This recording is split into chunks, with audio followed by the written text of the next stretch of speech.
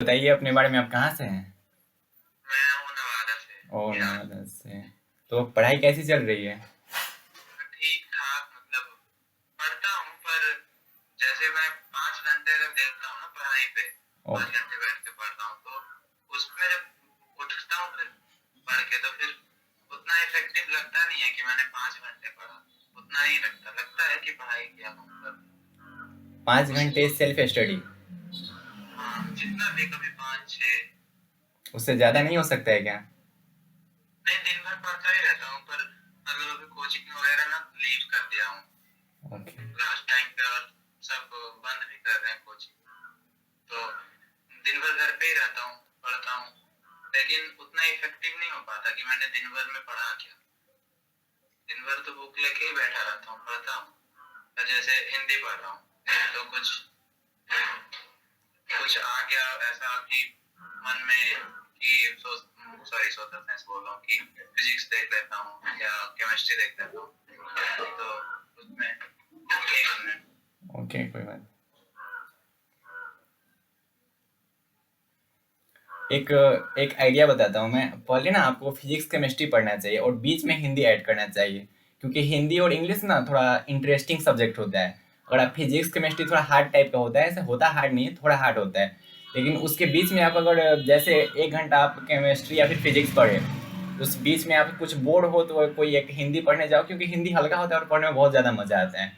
तो हिंदी को बीच में ऐड करना चाहिए आपको। फिजिक्स केमिस्ट्री मैथ तो मेन सब्जेक्ट हो गया, उस बीच में हिंदी इंग्लिश ऐड करना चाहिए, तब आपको बोरिंग फील नहीं होगा।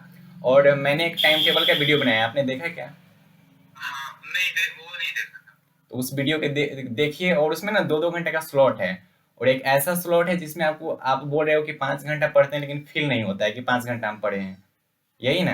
तो जी आप ना, आपको एक काम करना होगा कि 3 घंटा लगातार बैठना होगा एग्जाम से पहले, क्योंकि एग्जाम 3 घंटा का होता है।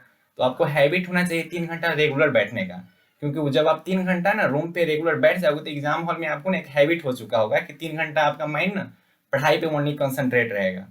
तो आपको 3 घंटा किसी भी टाइम पे आप बैठिए। अगर आपका एग्जाम ऐसे होता है 9:45 से 12:45, और एक होता है 1:45 से कुछ वही, तो उस टाइम पे अगर आप 3 घंटा बैठते हो तो आपका माइंड जो होता है वो पूरा फोकस्ड रहता है पढ़ाई के प्रति।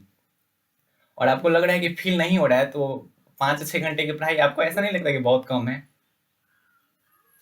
और अभी इतना थोड़ा मतलब टाइम टेबल का इशू है तो कर लूंगा। हाँ अभी इतना एग्जाम पास है तो कम तो है ही 5। बहुत ज़्यादा कम है भाई, बहुत ज़्यादा कम। हमें तो लगा कि 10 बताओगे आप, लेकिन 5-6 घंटा तो नॉर्मल है।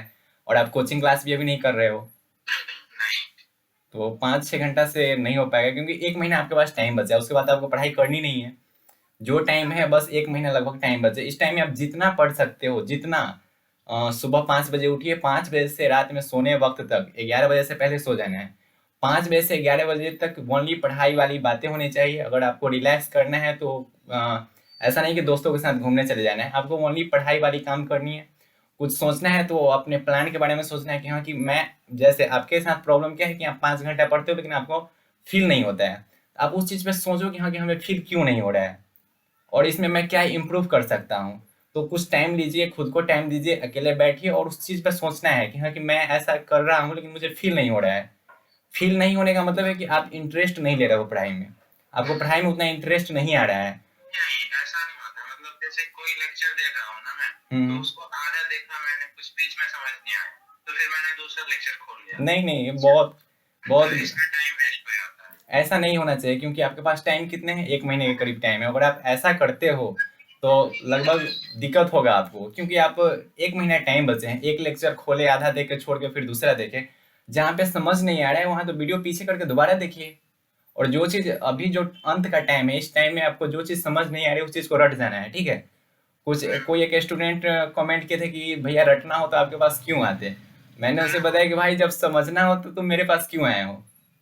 क्योंकि इतना दिन से समझते हैं, आज क्यों समझने आए हो? 1 महीना टाइम बचा है, अगर आप समझने जाओगे तब तो 1 महीना समझने में निकल जाएगा। तो जो चीज़ नहीं समझ में आ रहा है उस चीज़ को रट जाना है, ठीक है? माइंड को एक दिलासा देना है कि हाँ, कि ऐसा होता है, ठीक है? और रेगुलर पढ़ाई कीजिए, रेगुलर। कोई भी लेक्चर स्टार्ट किए तो उसे अंत तक देखिए, कोई भी लेक्चर हो, हिंदी, इंग्लिश, फिजिक्स, केमिस्ट्री। ऐसा आप 1 वीक करो ना, 1 सप्ताह आप ऐसा करो, आपका हैबिट पूरा हो जाएगा और आपको इंटरेस्ट आने लगेंगी, ठीक है? तो आप कोई भी चीज़ें स्टार्ट कीजिए, जो समझ नहीं आ रहा है उसे रट जाओ, क्योंकि वही एक सॉल्यूशन है लास्ट टाइम पे हो आप। अच्छा, और ये ऑर्गेनिक जो है ना केमिस्ट्री में, तो वो मैं एक्चुअली 11th नहीं पढ़ा था हम्म। सही से, तो उसका ऑर्गेनिक कुछ समझ में आता नहीं।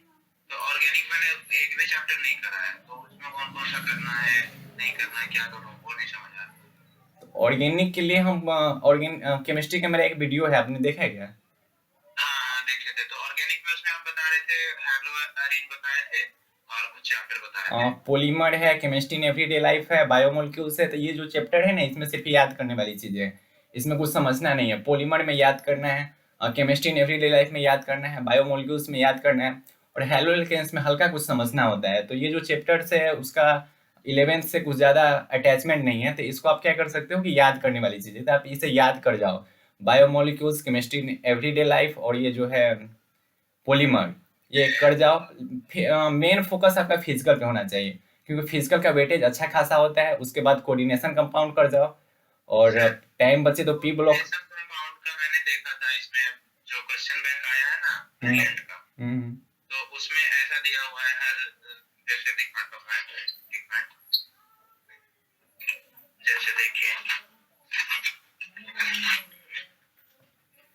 हर चैप्टर से ऐसे दिया हुआ है कि कौन सा ईयर कितना मार्क्स का आया है, हर सब्जेक्ट का और हर चैप्टर का दिया हुआ है चैप्टर वाइज।